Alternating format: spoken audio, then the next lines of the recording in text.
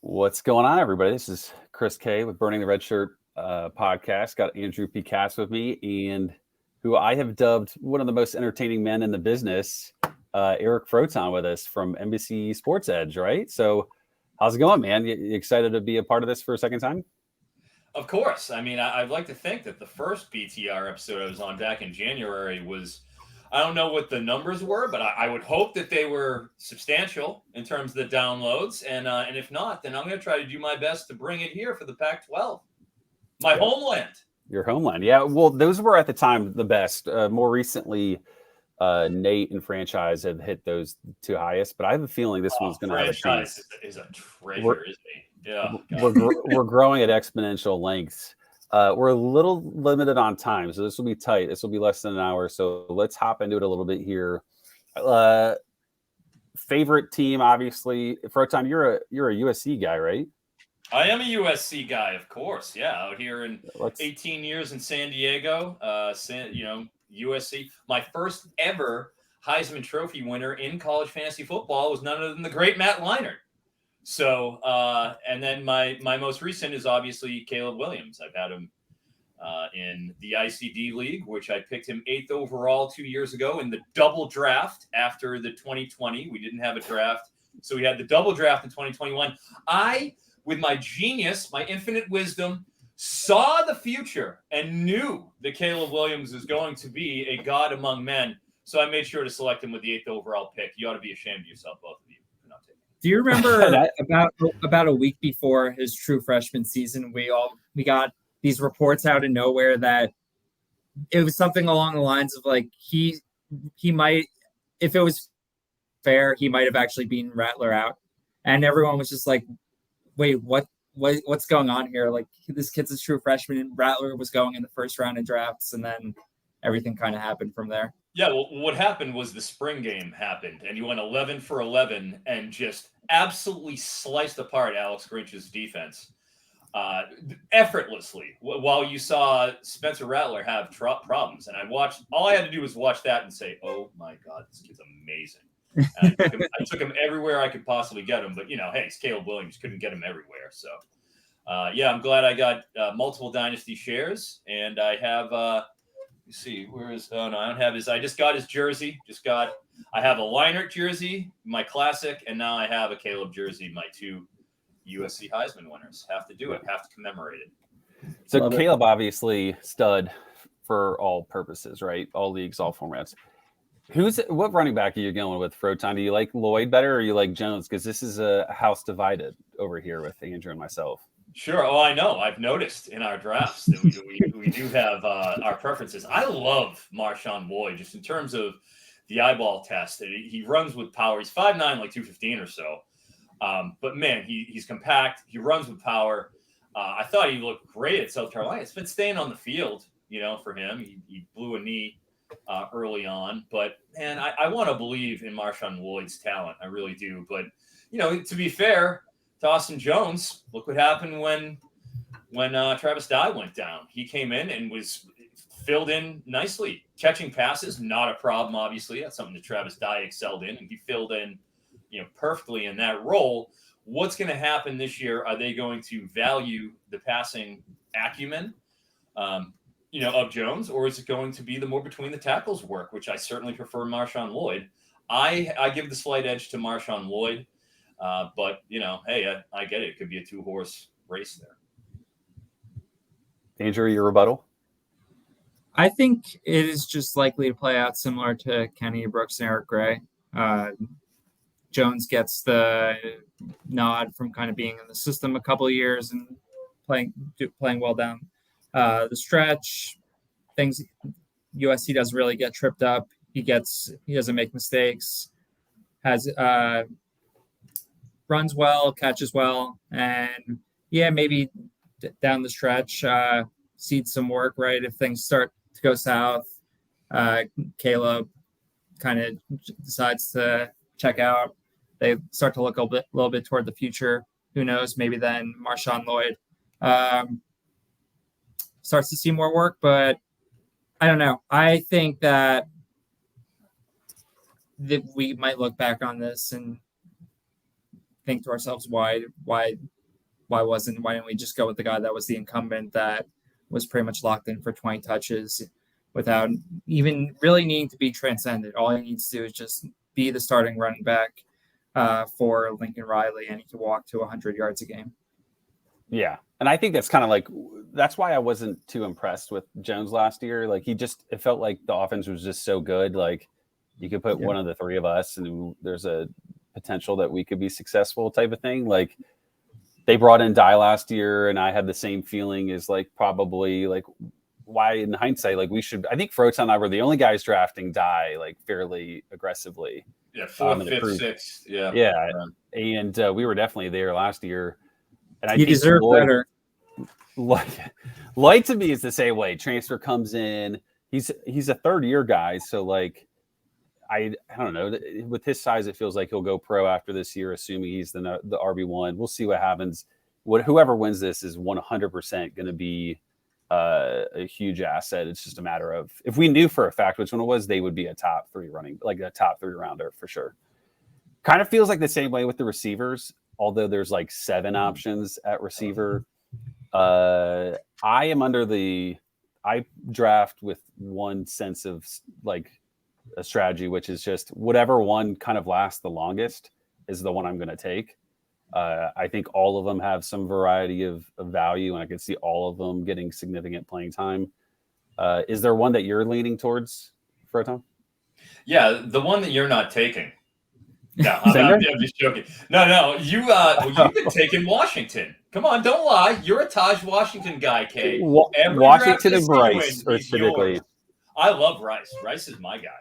I mean, I just feel like the body too. He fits that big receiver mold that we've seen USC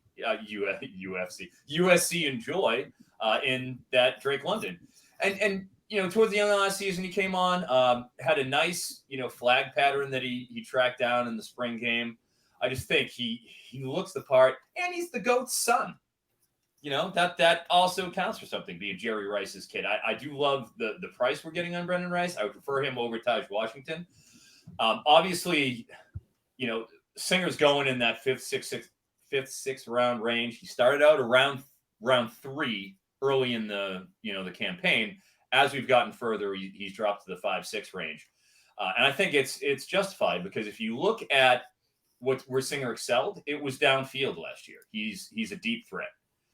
What he didn't do well is catch passes in the red zone. 3 of 19 targets he caught in the red zone. So he's not going to get the kind of work that we expect from a high volume receiver in the close quarters, which is where you're likely to score your touchdowns. So if he's going to be deep ball dependent, that's going to really hurt him when they're going for Brendan Rice, around the goal line, and they're giving him the fade patterns, and maybe Mario Williams running out of the slot, having that, quick twitch ability. So I am a little apprehensive on the price for Singer. I don't have a lot of him right now in that range. I do have him in our expert dynasty league. I have Rice, Williams, and Singer. So it's almost like, if you're interested, guys, come talk to me. I'm here. I have all the USC receivers. I will divest from one of them if you have a preference at this point. I feel like I'm over leveraged in that particular league. Yeah. For timing purposes, let's move across the street and talk about maybe the most polarizing team in college football, in terms of like, if you talk to like C2C and Devi and CFF groups, this is like where fights start to happen when you talk about UCLA. Andrew, I'll let you have the first go at it. Would you prefer to talk about the quarterback situation or the running back situation? The quarterback switch situation, I feel like it's not that much fun now that I feel everyone is aligned on burying our boy Colin Schley, right? Do you think he transfers out before the year starts for a ton, or do you think he kind of just chills for the year on the roster? Going from Kent State, to UCLA, let's just say the weather differential is quite substantial. I think he's going to enjoy the culture a little more than he probably did up there in upstate Ohio. But they do need to have a fail-safe there. We've got a true freshman. I mean, I saw Dante Moore throw at the Elite 11 and was summarily impressed, as I'm pretty sure everybody was. I think he wins the job. I think he's there. But if he gets hurt, Ethan Garbers is there. Does he slide in instead of Schlee? Yeah, I think be a bad idea. Yeah, Garbers is pretty good. Yeah. I think it would be in his best interest. Yeah. Yeah, which is why I think it's just like, especially thinking for beyond this year, especially, but even just trying to think about what happens as the summer progresses. Because I don't think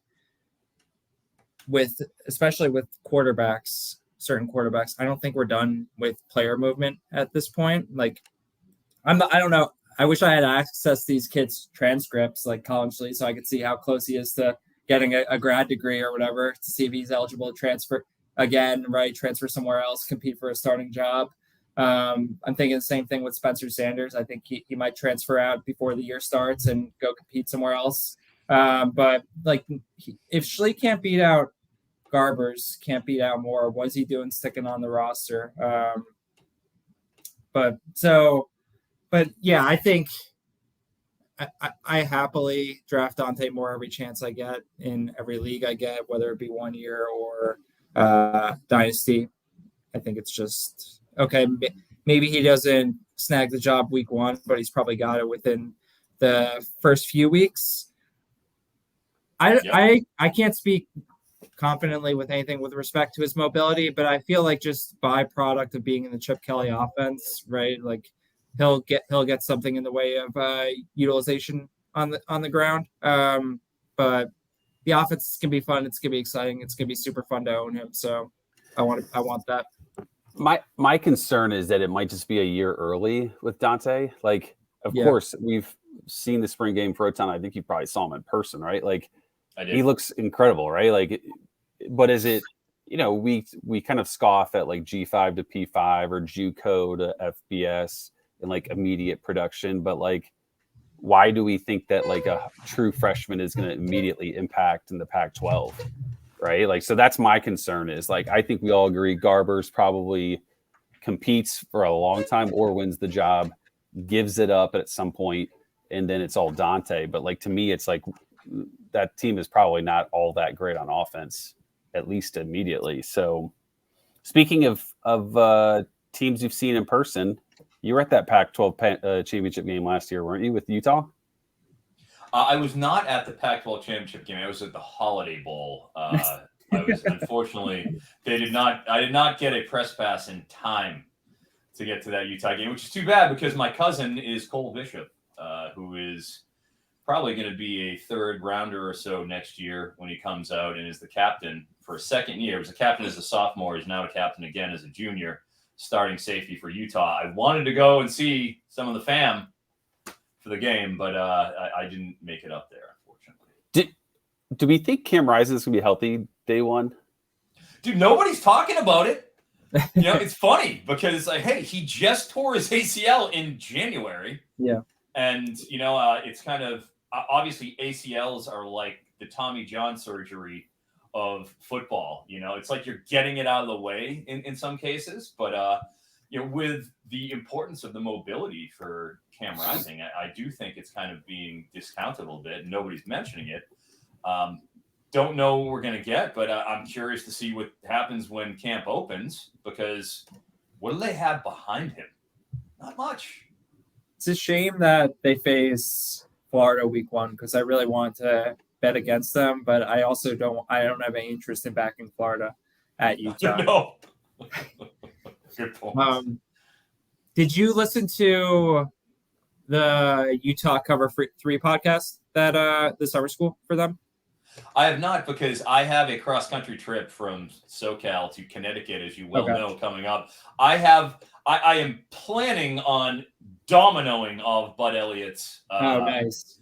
Cover 3s, and I actually got to talk to him at the Elite 11, and Bud's a great guy, and dude, nice. Very, very good dude. So I shout out to Bud and the crew, and he has. I'm sure he's listening. Dude, he has replied to like random Twitter shit that I posted without like no tagging him or anything. Like, and it's been like it was the highlight of my Twitter existence. It should be. Yeah, and he actually mentioned to me, without me mentioning it, Campus to Canton, how he listens to some of their stuff, and that's dope. And your whole thing, dead legit. I remember like texting like, guys, I talked to Bud Elliott. He says he listens to you. That's cool. I think we all agree. Anyway, the reason I brought it up is the Utah dude he was talking to mentioned.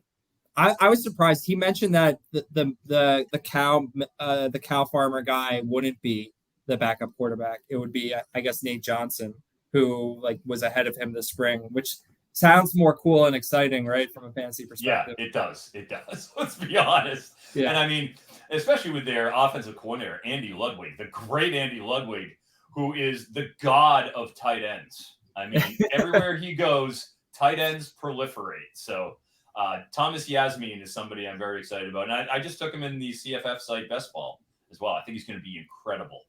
Yeah, I'm a big fan as well. Aussie, Australian, rugby player, tall, freak athlete, like everything you want to see. Yep.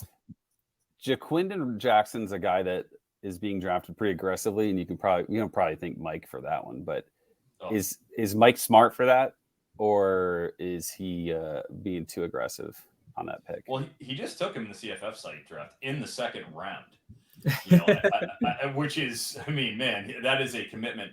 I do obviously love Jaquindon Jackson when you watch him and his style, but he's upright. He's just learning the position, and he came in and he was excellent last year. My only concern about that with the sort of investment we're looking at, which is borderline top 5, 6, 7 that he's been going recently.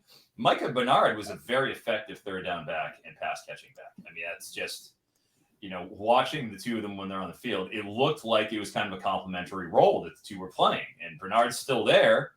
I don't see Jaquindon Jackson taking a lot of third down snaps, with Bernard in tow. And that does kind of concern me, without a doubt. Jalen Glover obviously had a lot of hype last season heading into the season, but didn't, got passed over for the time being. So there's enough capable backs in there where if we see slippage, or we don't see, not so much slippage, but we don't see the polish and the development of offseason work at running back, I think he could be in danger of a split.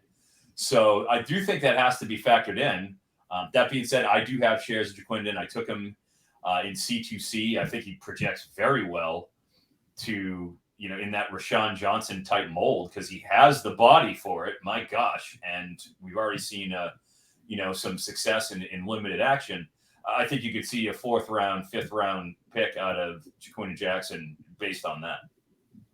Andrew, are you pro Jackson or are you anti Jackson? Anti is a strong word. Or indifferent? I think that he's likely to be utilized in that very defined role, which is basically early down work in neutral to positive games, right? Which, depending on how Utah's season goes, and who's to say how it starts if their quarterback's knee is still in shreds, right? That maybe that's not that favorable for his forecast. I haven't drafted him at all. It's not as much as a straight fade as Marshawn Lloyd is, so much as just, I don't know, I'm getting other guys in that range that I like a little more. But I mean, you can dream on it, right? Like that, as much as Andy Ludwig is godfather of tight ends, dude has also been known to produce some amazing running backs for fantasy purposes. So the thesis makes sense. But I don't know. I got burned really hard on Tavion Thomas last year, so I'm still snake biting a bit there.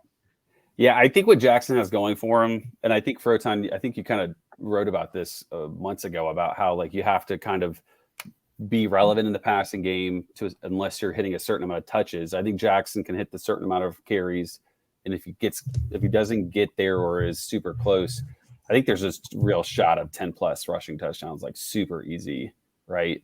Especially if with rising, especially early in the season. I'm sure there's going to be a little bit of hesitancy to push him around the goal line where there might be some bigger hits or just more crowdedness. Speaking of 10 plus touchdowns, I'm a big fan of Damian Martinez at Oregon State. He should see a ton of carries. We saw the evolution of him last year, right? What if Oregon State had gone to him earlier, what would his stat line have been? And he's kind of being drafted in the same kind of range. What's your feeling on Martinez, Froton? And it's probably high. You're more likely to pick him than Jackson? Yeah, I actually just took him in the CFF site draft. I want to say in the 3rd round. Dangerous Damian Martinez, of course. I mean, and Oregon State, Jonathan Smith, the job he's done there, it has been – they won 10 games last year. What more can you say? They beat Oregon, just an incredible season. So impressed. And their offensive line, I think they return 109 line starts from a line that was obviously really good last season. They ran for 196 yards. They were running off at 5 yards a clip each of the past 2 years. So there is history there where you have 2 straight years where they're out there mauling people. They had 212 the year before. So, this is a 30 to 35 point offense. I feel comfortable with that. Schedule isn't too daunting. The number 57 schedule in the country, I'm not particularly concerned about it. And, with an offensive-minded coach that we should get better. I mean, how can you get worse quarterback play than they got last year? I don't think it's possible, frankly. So I think carefully, Froton. Don't talk shit on my dog. Oh, come on, buddy. First off, okay. I'm gonna lay off. We have only so much time, but with all due respect to Ben Gulbranson, I think we've got an upgrade at DJU. The resurrection. Can he have a Spencer Rattler second act? I think it's entirely possible that he does enough to keep the loaded boxes from Damian Martinez, and I really like it. I think he's a solid top 10 back. I'm just fucking with you. You can talk as much shit on anyone you want. What was I gonna say? Chance Nolan is at TCU. I mean, your boy Chandler Morris. I mean, don't you want to see Chance Nolan behind your boy Chandler? Yeah, that felt like a real blessing seeing someone that harmless going there. No more Max Duggan coming in behind him and taking that job, Cats. Do you feel like there's any so when you compare the Oregon State and Utah running back situations, there's lots of bodies in both instances that who can play football to some degree, right? At Oregon State, you got Fenwick, I think that dude Trey Lowe is still there, even though he doesn't really do much anymore. Jam Griffin. I think Trey Lowe's gone. Trey Lowe, I think he transferred out. Jam Griffin is still there, and yeah.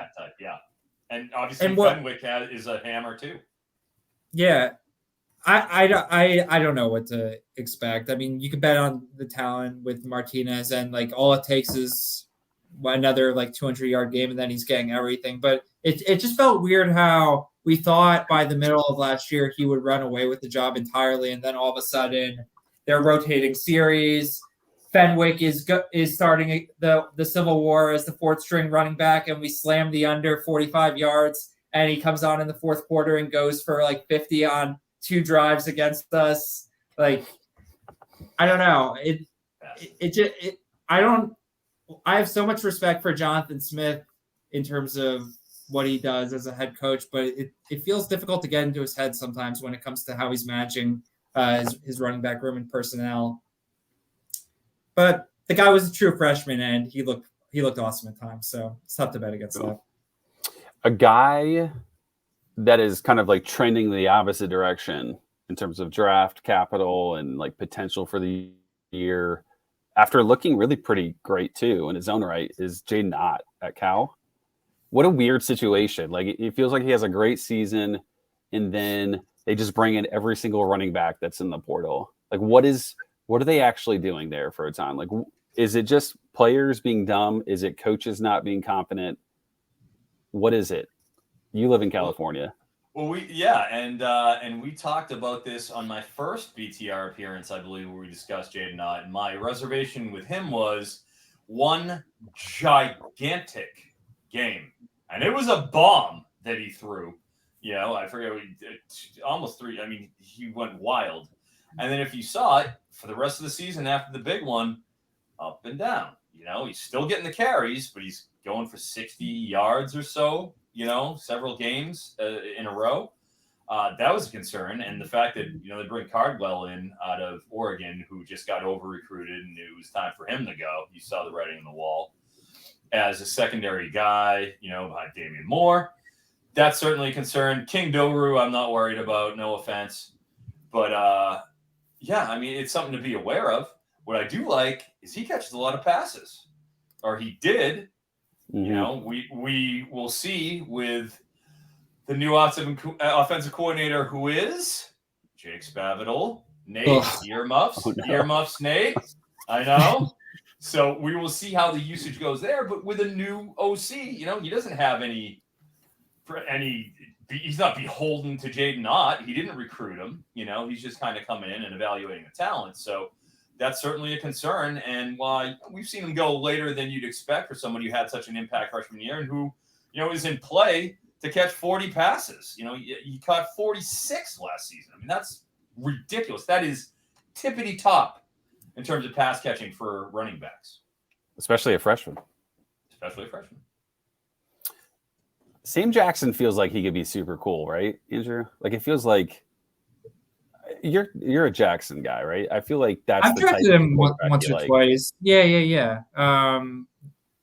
I won't buy in too much outside of a dart throw here or there, just because I'm extremely anti Jake Spavital. I think that Cal fans have talked themselves into believing that Spavital had anything to do with the offensive success when he was there, just kind of interning for Sonny Dykes as OC the first go around. But those of us that follow the greater landscape of college football know not to buy into this grifter. We've seen what he hasn't done at West Virginia and Texas A&M and Texas State, right? And I think the whole thing with him, right, wasn't his dad like an awesome coach or something? I think that's what it was. But he just keeps getting jobs through his ring of friends and connections. But maybe everyone will finally open up their eyes, and this will be the end of the show for him. Yeah, it's not possible. What was interesting about the offense last year is, and we kind of talked about it, they didn't even run for 100 yards a game. They didn't even average 100 yards a game last year, and we're talking about Jaden Ott. But the reason why, we had Bill Musgrave, who's an NFL refugee, come on down to the college game, and they were throwing all over the place. I would love to see Sam Jackson still continue to be able to chuck the ball around like we saw last year out of Jack Plummer, who's now reunited, and it feels so good with the Braun brothers over there in Louisville. But I think it's anybody's guess as to what we get. I think we'll see more running the ball. I don't see how they could run the ball less, especially with a defensive head coach like Wilcox. But man, they were behind a lot last year. Hopefully they can balance it out a little more. But the other factor is tough schedule. They got a top 10 schedule in terms of the country. They play Auburn in the off conference. They miss Colorado. They miss, nobody wants to miss Arizona's defense. Nobody wants to miss Arizona's defense. Yeah, with 36 a game last year. You kidding me? They don't get the benefit of that. So, that's something that does concern me in terms of the tougher schedule. New OC, who's a Nepo baby. Yeah. You mentioned Arizona's defense being so poor.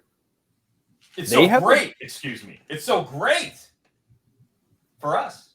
I was going to say, I was like, wait a second here. I was going to say, I feel like many reasons why Arizona's offense is appealing to me. I mean, Cowing's great. McMillan is like, Ted feels like the guy everybody's all of a sudden like just shooting up boards of all kinds, C2C, CFF. Do you think that he threatens Cowing for like true receiver one there? Or do you still think he's second fiddle, but just a little bit of a different style, obviously, because he's huge and Cowling's pretty small guy. Yeah, but you got to remember, Tet was getting a lot of looks last year, and he wasn't converting them at a very high rate. He had a sub 50% catch rate, I want to say. And, it's part of just sort of learning the ropes. But you've got a seasoned, steady, dependable slot guy in Cowling that is going to get the looks, and he deserves. You'll see Tet going downfield, I think, a lot more. I think you'll get more of that. He did have some hiccups, and hopefully you can smooth out those rough edges. And I think he can, certainly. I mean, he's got the body, he's got the profile. But I do think that, Cowling is, he's going to get those looks. He's proven it. He did it at UTEP. He did it at Arizona. He's got a comfort level with Delora. So I do feel like the safety of Cowling is there. But both are going to eat. And you've seen Cowling go like end to beginning of the third. And Ted, end of the third, fourth now. Yeah. The thing that I like about Cowling is that Delora isn't like such a great quarterback that he can just throw it everywhere. He can throw all these unique routes. Like Cowling is just going to be a super simple safety blanket. Don't have to be too concerned about the fact. Like Tet's, that kind of feels like kind of like an Xavier Worthy situation where it's like a ton of deep balls, not the easiest of passes and or attempts to try to connect with. So it kind of plays in the favor of Cowling that he gets the simpler items. Yeah, a guy on Arizona that I like have none of, but I think he fits the Froton mold of running backs is Michael Wiley. Andrew, have you drafted him at all? I don't think I have any of him anywhere. No, I haven't looked and tried to sell myself on him at all, but my recollection, for maybe wrong, maybe right, was that he was kind of whatever throughout the entire of the season until he blew up that final game.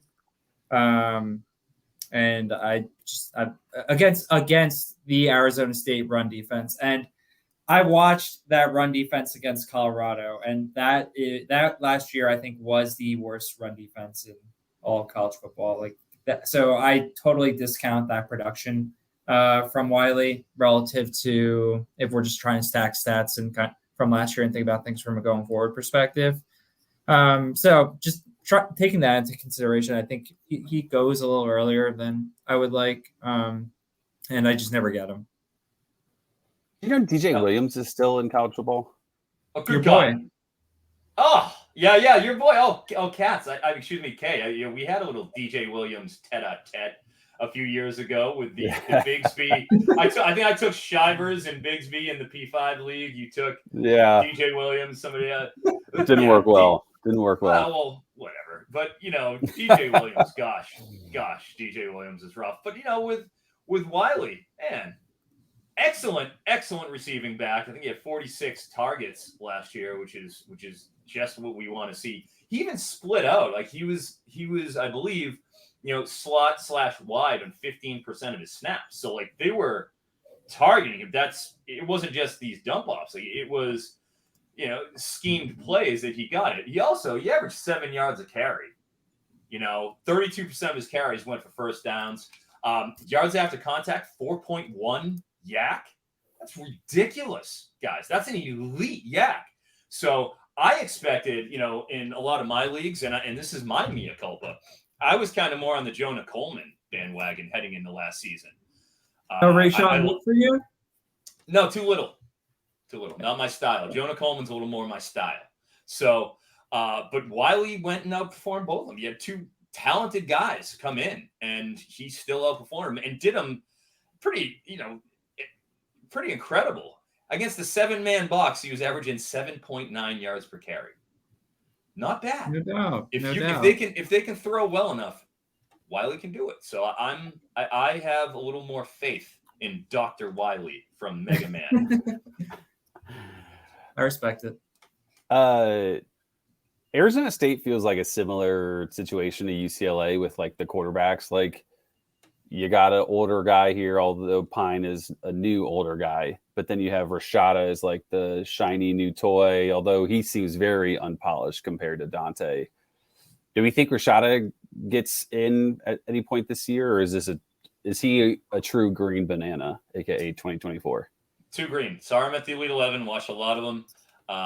Thought he was having problems. Like just the arm's solid, but in terms of the processing and just going through the full breadth of throws, yeah, he needs a little, his footwork needs work.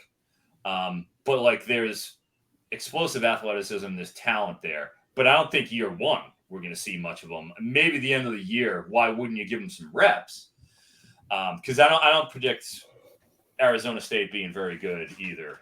No offense to Kenny Dillingham, who's at 32 years old, fourth This is his 14th, where he's been an OC 3 times at Florida State, Oregon, and now a head coach at Arizona State. So, I mean, we all respect Dillingham for what he's done in that respect, but this is a change in over roster. Obviously, the Herm Edwards left this place in spectacular fashion after Eastern Michigan. That loss basically got the Lane Kiffin tarmac treatment to an extent. So I do think we're going to have a lot of changeover, and there's going to be some tinkering around here with this. Nobody's spot is guaranteed here at Arizona State. That was my their under win total was my favorite bet last year from preseason. Oh, what a dream! Wasn't it like 6.5? 7.5. Stupid. 7.5. That's what it opened at. Amazing, dude. I saw your Northwestern write up. I got down a good amount on it before it got taken down everywhere, but now it's even still like it's still 3.5 with juice, which feels so weird to me. Like at DraftKings, how can you keep that open at that number?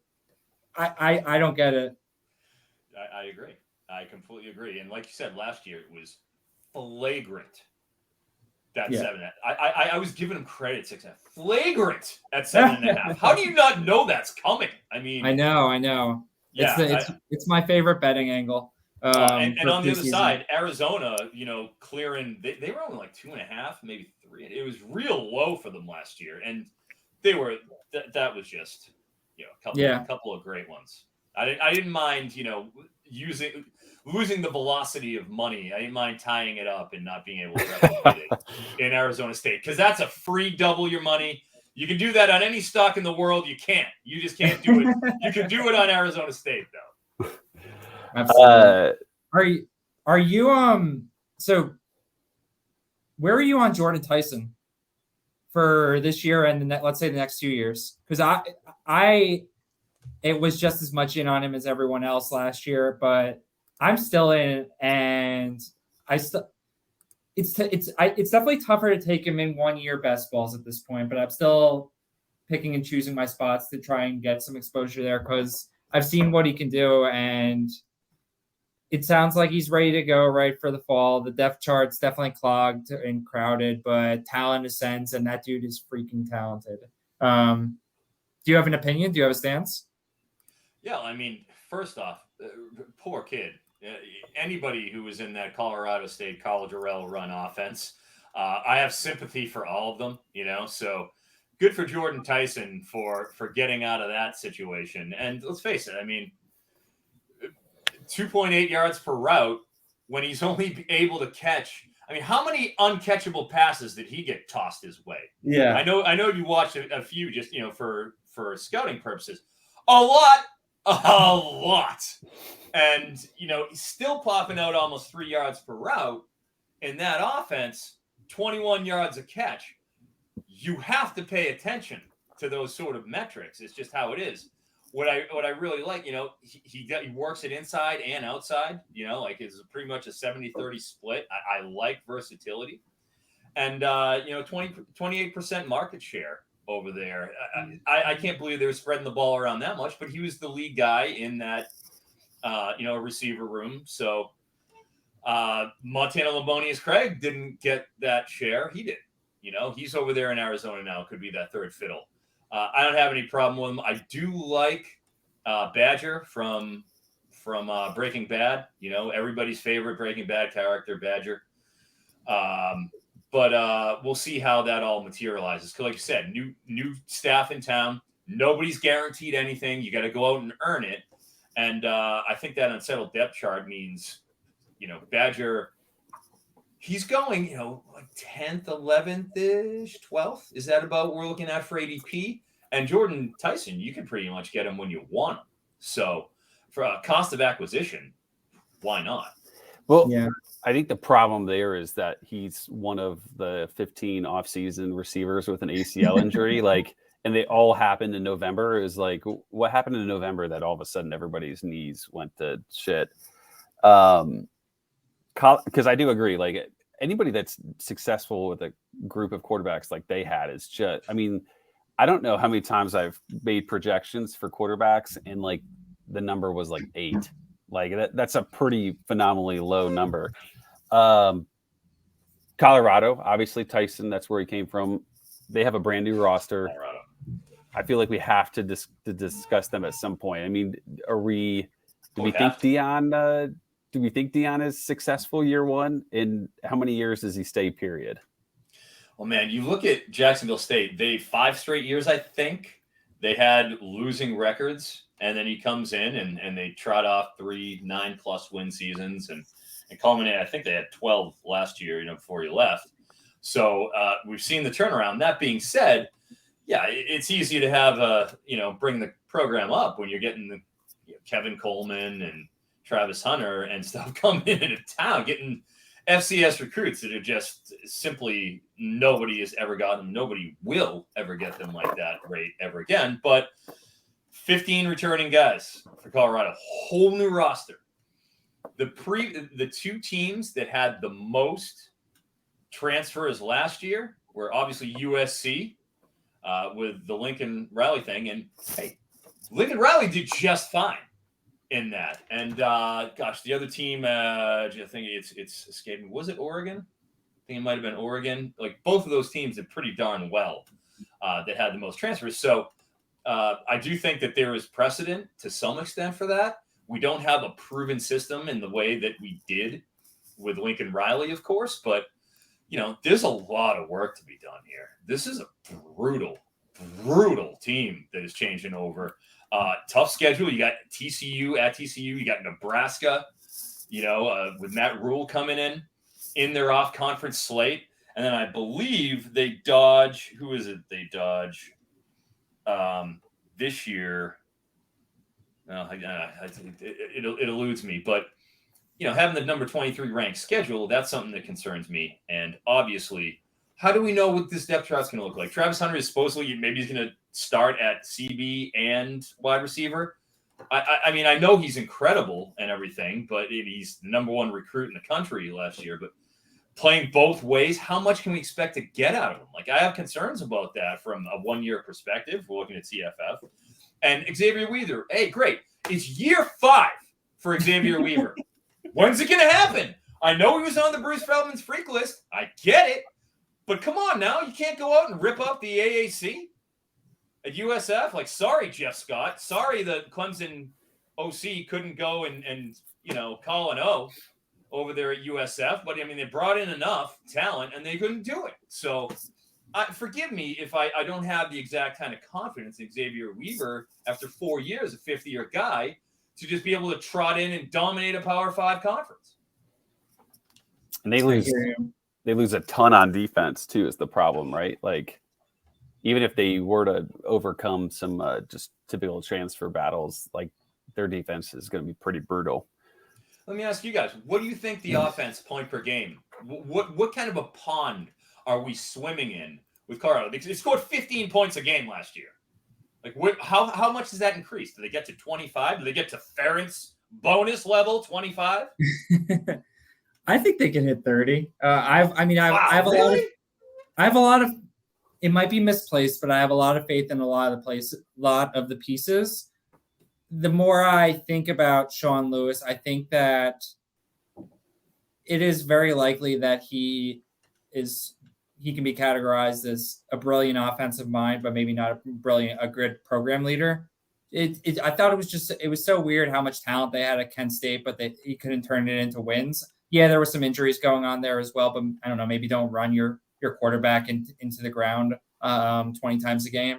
But I think the dude is brilliant from a play calling perspective, a schematic perspective. Like some of the things the wrinkles he fits into game plans are awesome.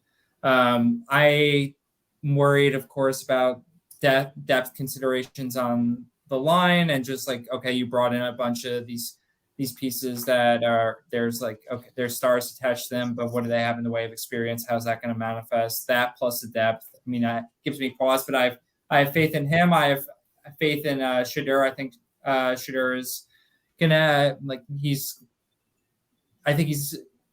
checks the athleticism box, checks the efficiency box. The system is like they're gonna try to run a zillion plays, and being behind in every game is only gonna accelerate that. So I don't know. I think that they will score points. I think it's gonna be it. I'm not trying to buy all the parts of the offense, but I'm down to get one or two pieces in most drafts I'm in. I think mid to high 20s feels reasonable. Okay. Just because that's a lot of talent. They got a lot of receivers in, and they're just going to run a lot of plays. You know, they could be inefficient even, but they just run so many plays they could run into 25 points a game. And it is a true year zero, so it's, the leash is going to be long. Do what you want, have some fun. After you make a good point. So two teams that we're coming up on time here. Two teams a little bit more rapid fire. Okay, for both of you guys, Washington and Oregon. At cost, which player on each team do you guys like the most? Oh man, this is the problem with the Pac-12. Every team is so fun, so cool, so exciting. Like, we could have talked for another hour and a half, but logistics are difficult in the year 2023. But who do I like best on Washington? I haven't found myself taking any of the trio of Penix, Odunze, and McMillan, just because the second round, borderline first round costs us a lot. And I don't know, I just gravitate towards some other players there. I'm so interested in potentially trying to pick some spots to grab Polk or Bernard, and as just like, okay, you'll probably get some breakout games, 2 or 3 breakout games, regardless of what kind of happens in terms of injuries and stuff like that. But what if something happens, right? And then all of a sudden there's one of them sitting in the catbird seat, if something happens to McMillan or Odunze, like, tough to find higher upside than the number 1 or 2 receiver in that offense. So I have a little bit of Polk. Bernard is there, right? I'm not making that up. Jeremy Bernard. Yep. That dude's pretty sweet. I feel like we've seen flashes, and Polk probably is ahead of him. But I would like to get my hands on them in some drafts. And then at Oregon, Franklin, just like, there's so many guys that go in that round 5 area that are receivers that I like. And Franklin's definitely one of them. Like, the X receiver in Will Stein's offense, like, let's do it. It's not that hard. It's a money position if there ever was one. I have no interest in Bucky Irving personally. I know that Will Stein's produced running backs from a fantasy perspective, but I don't see them not using your boy Whittington, Chris. Was this entire Chris's thing? Boy. Was this the way to talk about Whittington? I'm the only one drafting him. You are drafting him, and I was upset about you taking him in the Nate Dynasty League, because I was going for the down the board, Dowdle and James. I wanted to get those guys, and you took Whittington. I'm like, oh, there goes that idea. They're going to go. It's kind of one of those USC situations where they're just going to score so many points that, like, even as like a 1B or just a RB2, like, he's still going to be valuable, and all it takes is one injury for him to be shot up huge. Just kind of like your Washington point. Andrew, what about you, Froton? I have had Jalen McMillan since he was a freshman in Nick's 20-team Dynasty League. I loved his tape coming out of high school. I know he's like thin, but man, he's so elusive. Routes are slick. Like, I love Jalen McMillan, and I have him, and I will continue to take him in that late 2 range. I think he's legit. That being said, as you guys know, I'm a big proponent of the wide receiver 3 theory in big offenses. Case in point, last year, my brother, the great Emeka Egbuka, you know it, I know it. I had him in 12 leagues last year, be it best ball, be it dynasty. I had him everywhere and anywhere and everywhere, and that bore fruit. And I think it happens way more than we want to accept. Devontae Smith was the same situation. You get powerful offenses with that quote-unquote number 3 that emerges. I have Jalen Polk in a few of these best balls I've been taking, and you can get him in the mid-20s or so in our drafts that we've been doing. I'm all over him. He's good. I mean, the guy can play, And just because he's number 3 doesn't mean, like you said, something happens, like we saw at Ohio State with JSN, and then who is it going to be? Oh, it's going to be Polk or Jeremy. Jeremy is basically free at this point because it's still kind of conceptual coming over from Michigan State. But, man, I think Polk's a great deal. With Oregon, like you said, like everybody's drafted pretty – Irving is drafted pretty aggressively, 5, 6, 7. Obviously Troy Franklin is taken – he's a premium guy. I like Terrence Ferguson. I like Fergalicious because – again, it's the offense. The offense is legit. He came on a little bit more, towards the end of the season. He's a touchdown machine. I love what I'm seeing out of him. He's very close to that 4-4-4 that I like out of my tight ends. 40 catches, 400 yards, 4 touchdowns. You can get more of those touchdowns, maybe a little less catches, but he's going to be in the 35 to 40 range. I feel he's going to be 350 to 450. In yardage, and I feel they'll probably be like 6 to 8 touchdowns, So on a weekly basis, he's out there, plenty of snaps, and he gets the look. So, give it to me, Bo Nix. He's not a downfield guy, Bo Nix, as much as we want him to be. When it comes to his throwing on 3rd and long, which is a real important metric for me when I'm projecting QBs, at least to the NFL and projecting their effectiveness in college, he's not great when defenses know that he's throwing. So for that reason, I like the fact that, he works the seam extremely well. He's entrenched in that spot, Terrence Ferguson. We'll see Justin Herbert's brother take that role, next season or whenever after he's gone. But for right now, I like Terrence Ferguson at cost.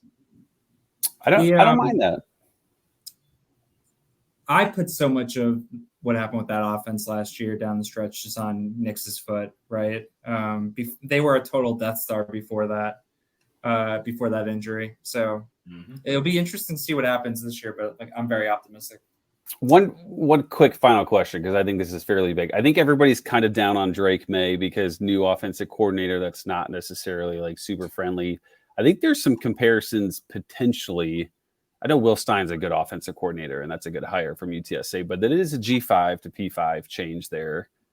Is there any, last year we were biased against Bo. Are we being biased pro Bo with this change of OC, or should we be concerned? Or pro bono?